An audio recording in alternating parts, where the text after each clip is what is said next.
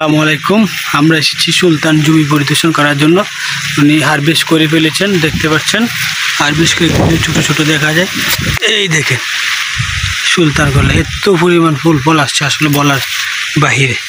এই দেখেন দর্শক, শুধু খালি ফলন আর ফলন। এই দেখেন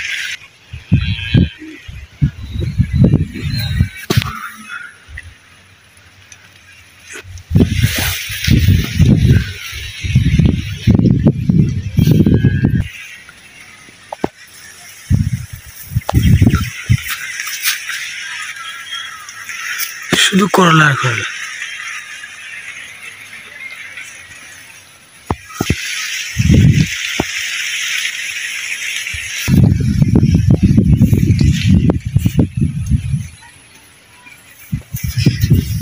দেখতেই থাকুন,